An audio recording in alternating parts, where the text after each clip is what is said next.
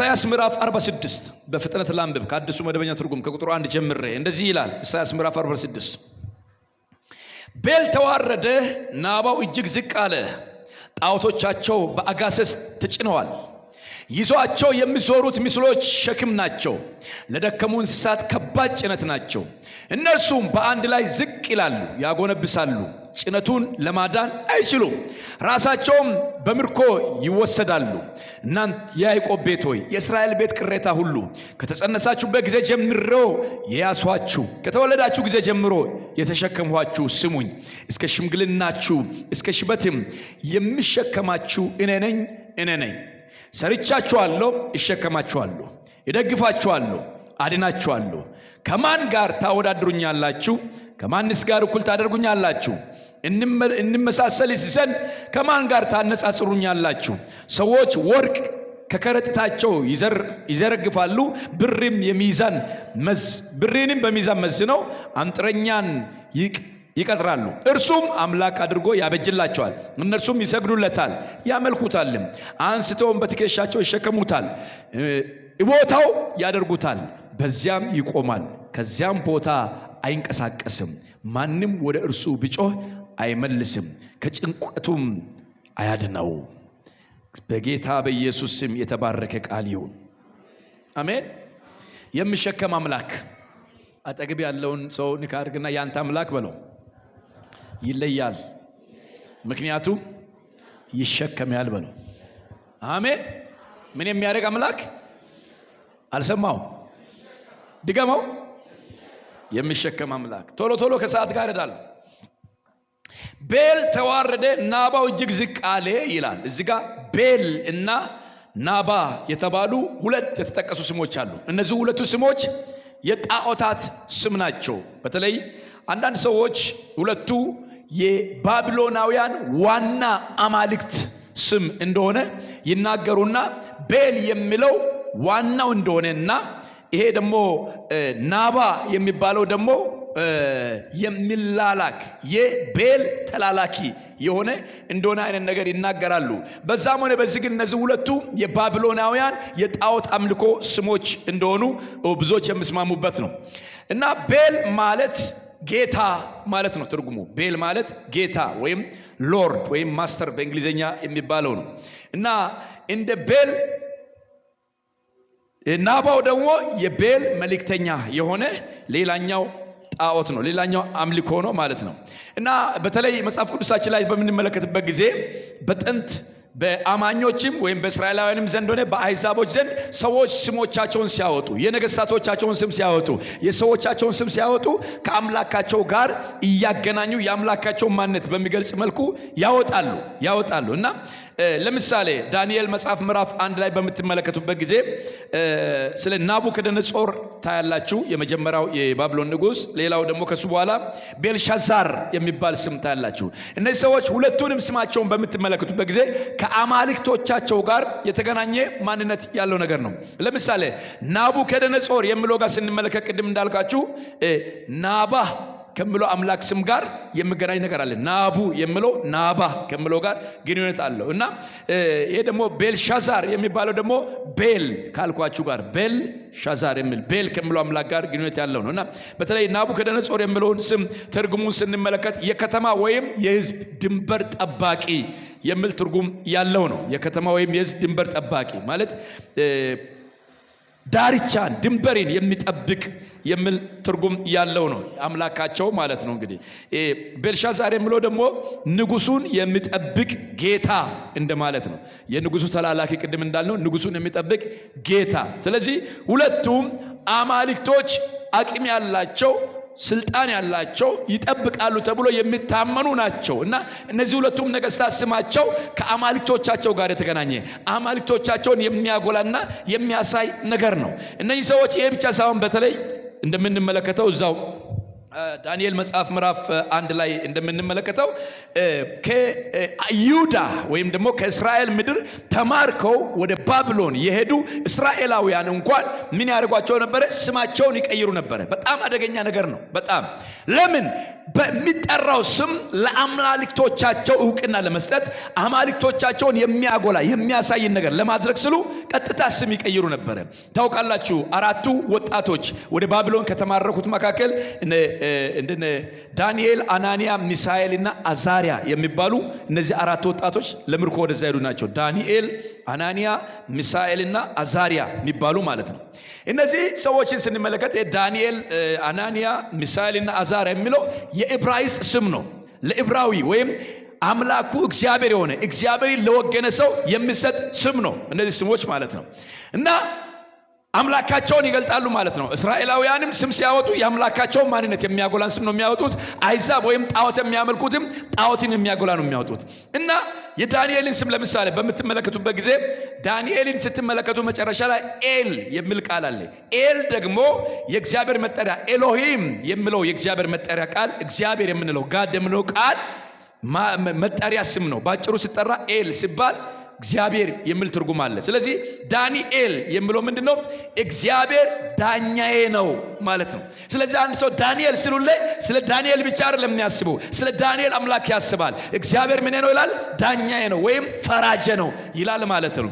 አናንያ የሚለውን ከስመጣ አናንያ ያ የሚል ቃል መጨረሻ ላይ የሚያልቃል። ያ ደግሞ ያህዌ ከምለው ከእግዚአብሔር ስም ጋር የሚገናኝ ነው። ያህዌ ያ በሚል ያህ በሚል ብዙ ጊዜ ባጭሩ ሲጠራ ሊስተዋል ይችላል። እና ያህዌ ወይም ጆቫ የምንለው ስም ትርጉም አለው። እሱ ሎርድ ማለት ነው ወይም ጌታ ማለት ነው። ለምሳሌ አናንያ ስሙን ትርጉም ስንመልከት እግዚአብሔር ጸጋን ያሳያል የሚል ወይም ጌታ ጸጋን ያሳያል የሚል ትርጉም አለ። ስለዚህ አናንያ ብሎ አንድ ሰው ሲጠራ የእግዚአብሔርን ጸጋ ያስባል ማለት ነው። እግዚአብሔር ጸጋን የሚያሳይ አምላክ ስለሆነ እንደሆነ የአናንያ አምላክ ጸጋን የሚያሳይ አምላክ እንደሆነ የሚል ትርጉም ነው ሰውየው ሊያስብ የሚችለው። ሶስተኛው ሚሳኤል ነው። ሚሳኤል የሚለውም ቅድም እንዳልኳችሁ ልክ እንደ ዳንኤል ኤል የሚል ቃል ከጀርማ አለ። ኤል ኤሎሂም ከሚለው ጋር ጋድ ከሚለው ጋር ግንኙነት ያለው እንደሆነ ያሳያል።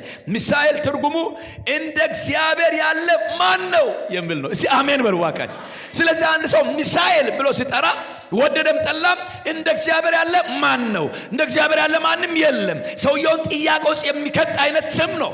እግዚአብሔር ነገር የሚያጎላ ነገር ነው። ቀጥሎ ያለው አዛሪያ የሚል ነው። አዛሪያ ያ የሚለው ቅድም እንዳልኳችሁ ያህዌ ከሚለው ጋር ግንኙነት ያለው ነው። እና የመጨረሻ ያ ይሄ ደግሞ ልክ ሎርድ ወይም ጌታ የሚል ትርጉም ያለው ነው። ትርጉሙ እግዚአብሔር ይረዳል ማለት ነው። ለምን አሜን አትሉም? ስለዚህ አንድ ሰው አዛሪያ ብሎ ሲል እግዚአብሔር ይረዳል እያለ ነው ያለው ማለት ነው። ስለ አዛሪያ አምላክ የሚረዳ አምላክ እንደሆነ የሚደግፍ አምላክ እንደሆነ እየተናገረ ነው ማለት ነው። እነዚህ ወጣቶች ወደ ባቢሎን ተማርኮ ከሄዱት አይሁዳውያን ጋር አብሮ ተማርኮ ሄዱ ናቸው። እዛ እየኖሩ እያሉ በጥበብ በእውቀት ብዙ ትምህርት መማር የሚችሉ ብዙ ነገር መሆን የሚችሉ ሰዎች ናቸው። እና እነዚህ ሰዎችን የሀገሩ መንግስት ልክ ከመረጠ በኋላ አንድ ነገር ነው ያደረገው። ምዕራፍ 1 ቁጥር 6 ጀምራችሁ ስትመለከቱ ቁጥር 7 ስማቸውን ቀየረ ይላል። አይገርምም? ስማቸው ምን አደረገ? ቀየረ። ዳንኤልን ብልጣሶር አለው። እንግዲህ ዳንኤል ማለት እግዚአብሔር ምን ነው ማለት ነው? ተናገሯ። ዳኛዬ ነው የሚለውን ነገር ብልጣሶር ብሎ ቀየረው። ብልጣሶር ማለት ምን ማለት ነው? ቤል ህይወትን ይጠብቃል ማለት ነው። ቤል ህይወቱን ይጠብቃል ማለት ነው። ቤል ቅድም ያልኳችሁ ጣዖት ማለት ነው። ሁለቱ በባቢሎን ካሉ ዋና ጣዖቶች አንዱ ቤልና ናባ የሚባሉ ናቸው። ቤል ህይወቱን ይጠብቃል። እግዚአብሔር ዳኛዬ ነው የሚለውን ስም ቤል ህይወቱን ይጠብቃል የሚል። ስለዚህ ማንም ሰው ዳንኤልን ብልጣሶር ብሎ ሲጠራው ቤል ህይወቱን ይጠብቃል የሚል ትርጉም ያለው ወደዛ ቀየረው። አናንያ ምን ነበር ትርጉሙ ብያቸዋለሁ? እግዚአብሔር ጸጋን ያሳያል የሚል ትርጉም ነው። አናንያ ወደ ምን ቀየረው? ወደ ሲድራቅ ቀየረው። ሲድራቅ ማለት ደግሞ የአኩ ትእዛዝ ማለት ነው። አኩ ትእዛዝ። አኩ የሚባለው የሱሜራውያን የጨረቃ አምላክ ነው። አኩ የሚባለው ስለዚህ የጨረቃ አምላክ ትእዛዝ የሚል ስያሜ አገኘ ማለት ነው። ቅድም ምን ይል ነበረው? የእግዚአብሔር ጸጋን ያሳያል ይል ነበር። አሁን ወደ ጨረቃ አምላክ ወደ ሌላን ጣዖት የሚያጎላ ማንነት ተሰጠው ማለት ነው ለዚህ ሰው። ሚሳኤል የሚባለው እግዚአብሔር እንደ እግዚአብሔር ያለ ማን ነው የሚለው ነገር እንደ አኩ ያለ ማን ነው፣ እንደ ጨረቃ አምላክ ያለ ማን ነው የሚል ትርጉም ነው። የሚሳቅ ማለት የሚሳኤል ትርጉም ስም የተሰጠው ሚሳቅ ነው። ሚሳቅ ደግሞ እንደ አኩ ያለ ማን ነው፣ እንደ ጣዖቱ አምላክ ያለ ማን ነው የሚል ነው። አዛሪያ የሚለው አብድናጎ የተባለው ነው። አዛሪያ እንዳልኳችሁ እግዚአብሔር ይረዳል ማለት ነበር ቅድም ያልነው። አብድናጎ ማለት ደግሞ የኔጎ ወይም የኔቦ አገልጋይ ማለት ነው። የኔጎ ወይም የኔቦ አገልጋይ ይሄ ጣዖት ነው። የጣዖት አገልጋይ ምን ለማለት ፈልጌ ነው ነገር ያነሳሁት? ስምን የመቀየርና ከአምላክ ወይም ከአማልክት ጋር የማገናኘት ነገር የተለመደ ነገር ነው። ናባውና ቤል የሚባሉ እነዚህ ሁለቱ በባቢሎን የሚመለኩ አማልክቶች እና ምንድናቸው? ስለነዚህ አማልክቶች ሲናገር እንዲህ ይላል ቀጥሎ ቤል ተዋረደ ይላል። እስቲ አሜን በሉ። ፓርታኪዳና ማዲያሲያ ምን ማለት መሰለ? ቺፍ የሆነው ዋና የሆነው በባቢሎን የሚመለከው ኢቭን የእግዚአብሔር ወገን የሆኑ ሰዎች እንኳን ሲመጡ ለእግዚአብሔር ክብርን ከመስጠት የእግዚአብሔርን ዕውቅና የሚሰጠውን ስም ቀይሮ ለዛ ዕውቅና እንዲሰጥ የሚያደርገው ይሄ ቤል ተዋረደ አለ። ከዛስ ናባው የሱ ተላላኪ የሆነ የሱ ኤጀንት የሆነ የሱ መጠቀሚያ የሆነ ሌላኛው ጣዖት ምን ሆነ ይላል? ዝቅ አለ ይላል። ጩይና አሜን በለኝ። ዛሬ ከእግዚአብሔር ውጭ የሆነ ነገር አንደኛ ይዋረዳል፣ ሁለተኛ ዝቅ ይላል። ረገጥ አድርግና አሜን በል። ከዛ ምን ይላል? ጣዖቶቻቸው በአጋሰስ ተጭነዋል ይላል። አጋሰስ በእንስሳ ተጭነዋል። ጣዖቶቻቸው ስሙኝ ወዳጆቼ ተጭነዋል። ከዛስ ይዘዋቸው የሚዞሩ ምስሎች ሸክም ናቸው። በጣም ነው የሚገርመው። እነዚህ ነገስታት የሚያመልኩበት ቀን አለ፣ የአምልኮ ቀናቸው አለ እና በዚህ በአምልኳቸው ቀን ትላልቅ ጣዖት የተሰሩ አማልክቶቻቸውን ይጭናሉ። በእንስሳ ላይ ወይም በጋሪ አይነት ነገር ላይ ይጭናሉ። ከዛስ በከተማ ዋና ዋና አደባባይ ያስከዳሉ። ከዛ ለሰፈርተኛ መንደርተኛ ሁሉ እንዲላል ቶሎ ውጡ ይላሉ። አምላካችን እያለፈ ነውና ውጡና ስገዱ፣ ውጡና አምልኩ፣ ውጡና እልል በሉ ይላል። ከዛ ሰው ሁሉ ሮጦ ይወጣል፣ ሰው ሁሉ ይሰግዳል፣ እልል ይላል። ምን ይላል? በአጭር ቋንቋ ልክ እንደኛ ዘመን ታቦት ማለት ነው። የሰማ እንደኛ ዘመን ምን አትፍራ በል እስቲ፣ አትተኛ በል እስቲ፣ እንደዛ ማለት ጥር ስንት 10 9 ወጣ 10 አይደል የሚገባ 10 ወጣ 11 ነው 11 አዎ ልክ እንደዛ ማለት ነው። አላያችሁ መንገድ ላይ በየቦታው ድንኳን ቆመው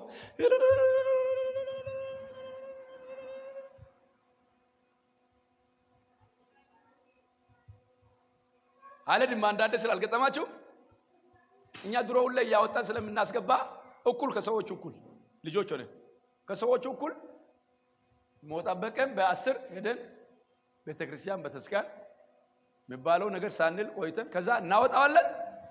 በማግስቱ ልብስ አጥበን ልብስ ቀይረን በስነ ስርዓት እንላለን፣ እናስገባዋለን። ድሮ ማለት እና አንዳንዴ አለድም አለ ይላሉ፣ ይቆማሉ። ከሰዎች እንዲህ ነው የሚረስ ጀመር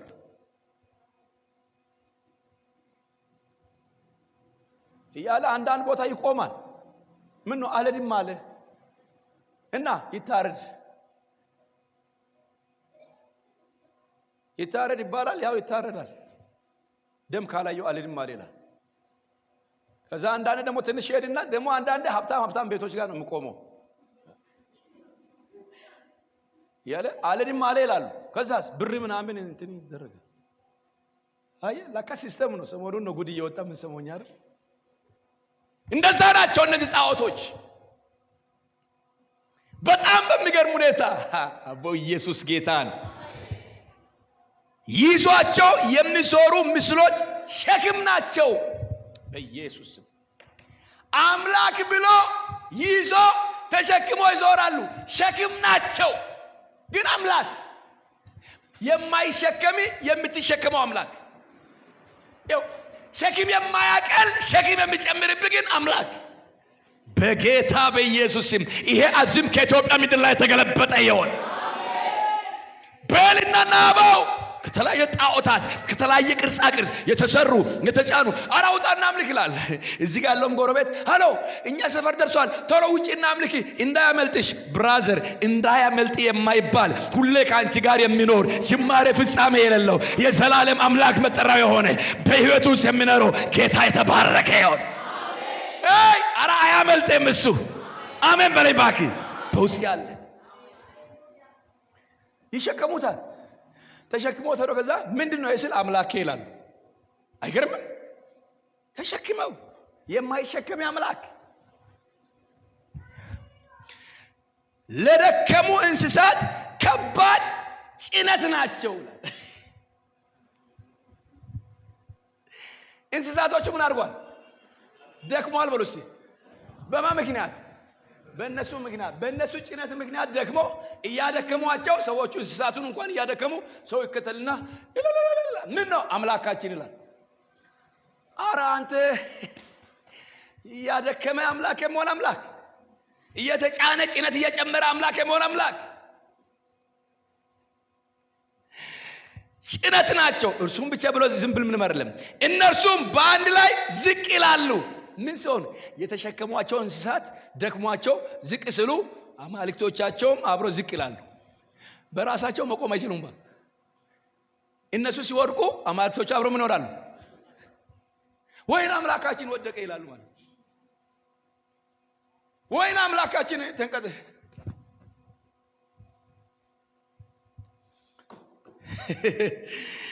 እንዲህ ይላል ቀጥሎ። ሳስለለን ነው ያጎነብሳሉ፣ ጭነቱ ለማዳን አይችሉም። ይኸው ቀጥሎ ምን ይላል መሰለህ? እነሱም በአንድ ላይ ዝቅ ይላሉ ካለ በኋላ ያጎነብሳሉ፣ ጭነቱን ለማዳን አይችሉም። አማልክቶቹ አይደለም አንተ ልሸከሙ ተሸከመኝ ይላሉ። ከዚህ ወደዚህ ለመሄድ ፈልጉ አይናገሩም። መተህ ታነሳና ቁጭ ታደርጋለህ። ይሁን አምላክ። ከዛ ቢሮ የሆነ ነገር ሲገጥም መተህ ቤቴ የሰቀልከው ፎቶ ጋር ቤቴ እያየሽ አንቺ እያየሽ ይሄን ግፍ እያየሽ አንቺ የኔ እናት ወላዲት አምላክ እያየሽ ምን ታያለሽ? ሲል ምን ያያል? ወዳጆች ምን ያያል? ይሰማል ወይ? እኔ የተጫወትኩ አይደለም እኮ ራሴ ሰርተ ሰቅለ አታየኝም? ራሱን እንኳን ማየት የማይችል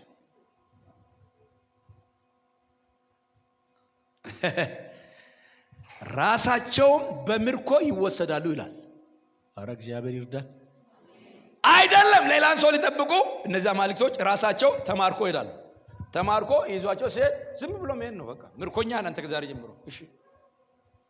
ወረውራለሁ ብፈልግ ስትወረውረው ምንም፣ ረግጣለሁ ስትረግጠው ምንም። በእኔ ቁጥጥር ስር ነህ። አቦ ኢየሱስ ጌታ። ታውቃላችሁ አይደል? የኔና የእናንተ አምላክ እስራኤላውያን በኤሊ ዘመን ከመበደላቸው ተነሳ የእግዚአብሔር ታቦት ተማረከ ይላል። አፍኒና ፊኒያስ እና ኤሊ ባንድ ላይ ሞቱላል። ታቦቱ ተማረከ ይላል። ወደ አዛጦን ሰፈር ሄደ ይላል። ማታም ተናግሬያለሁ ነገር። ከዛም በኋላ ግን በሚገርም ሁኔታ ወሰዱና በጣዖት አምልኮ ቤት ከጣዖት አጠገብ አቆሙ ይላል። ማንን? የእግዚአብሔርን ታቦት። ልክ ምንም መሆን እንደማይችል ታስበው ታቦት በሰዎች አመጽና ኃጢአት ምክንያት እግዚአብሔር ከሕዝቡ ርቆ ስለነበረ እግዚአብሔር መስራት እንደማይችል ታም። ከዛም በኋላ ዳጎንን እንዳሉ ጫር አሉት። ዳጎንን ይሄው አምላክ የእስራኤልን አምላክ አንበረከክ አሉት። ይሄው አጠገቤ አቆምን፣ ሌሊቱን ሙሉ ላንተ እየሰገደ ይደር ብሎ በር ዘግተው ሄዱ። ዳጎንና የእግዚአብሔር ታቦት ብቻቸውን ተገናኙ። እስቲ አሜን በሏ። ጠላቲና እግዚአብሔር ለብቻ ይገናኙ። ጩይና አሜን በልማክ። ዳጎንና እግዚአብሔር ለብቻ ተገናኙ። እስቲ ለብቻ ተገናኙ ብሎ ሰዎቹ ዘጉና በቃ እየሰገደልኝ ይደር ብሎ እኮ ነው ለዳጎን እየሰገደልኝ ያድራል ጠዋት እንመጣለን ብሎ ሄዱ። ልክ ሰዎቹ እንደወጡ ዳጎን ማለት ነው ቀድሞኑ በሰው ብርታት ምናምን ነው ቆሞ ዳጎን ግን ወጣለና በአፍጥሙ ተደፍቶ ከተደፋበት ሳይነሳ ምሽቱ ነጋ። አሜን አትልም? ጠዋት ሰዎቹ የታባት ልክ አስገባን የእስራኤል አምላክ ብሎ ሲከፍቱ አይናችን ነው ምንድነው የወደቀው? ዳጎን ነው ወይስ እግዚአብሔር ታቦት ነው ሲሉ አላምን። ራሱ ዳጎን ነው። አየ መጡና ምን ነካ እንዴት ትወርቃለህ ይላሉ። የሚወርቅ አምላክ ራሱን እንኳን መከላከል የማይችል የሚወድቀም እንዴት ትወድቃለህ? በእስራኤል አምላክ ፊት ድል ሰጠን አንተ አይደል እንዴ? እንዴት ትወድቃለህ? ዳጎን ምን ያርግ? አውጥቶ ይናገር፣ የሆነ ይናገር። መልሶ አስተካክሎ ደግፎ አቆሙት። ነገ እሱን ታሰግዳለህ። ዘግቶ ሄዱ። በማግስቱ ሲመጡ የትናንትናው ይሻላል። ዳጎን መውደቅ ብቻ አይደለም፣ አንገቱ እዛ፣ ቀኝ እጁ እዛ፣ ግራ እጁ እዛ፣ እግሩ እዛ ብትንትን ወጥቷል። ጩይና አሜን በልባቂ። የእግዚአብሔር ታቦት እንደጸና ቀርቷል። አረ ያንተ አምላክ ይለያል። ከዛ ይሄ የእስራኤል አምላክ እኛ እንዳሰብነው አይደለም። የሚያይ አይን ያለው የማያይ፣ ጆሮ ያለው የማይሰማ፣ እጅ ያለው የማይሰራ፣ እኛ ወዝደን ቁጭ አድርገን ፀሐይ አሙቀን እኛ ምን መልሰው አይደለም። ኃይለኛ ነው፣ ያስፈራናል፣ ያስደነግጠናል አሉ። በክብር የእግዚአብሔርን ታቦት መለሱ። ኢየሱስ ያድናል። እነዚህ ሰዎች ሊጨርስ ነው። ስሙኝ ባካችሁ። በምርኮ ይወሰዳል አለ። ከዛ ቀጥሎም እንዳለ ስሙ። እናንተ የያዕቆብ ቤት ሆይ፣ አሁን ስለ ጣዖቱ አውርቶ ጨረሰ። እናንተ የያዕቆብ ቤት ሆይ፣ የእስራኤል ቤት ቅሬታ ሁላ ከተጸነሳችሁበት ጊዜ ጀምሮ የያስኋችሁ። እስቲ አሜን በሉ። ስትጸነስ እናት መጸነሷን የምታውቅ በስንተኛ ቀኗ ነው? ምን ነው እናቶች የላችሁ ወይ? ፔሬድ ሲቀር ሳልጸንስ አልቀርም ይላሉ አይደል? ካልሆነ ሐኪም ቤት ሆኖ ነው የሚያዩት። አንዳንድ ፔሬድ ራሱ ተዛባ ተብሎ ሲባል 2 ወር 3 ወር ሊዛባ ይችላል አይደል?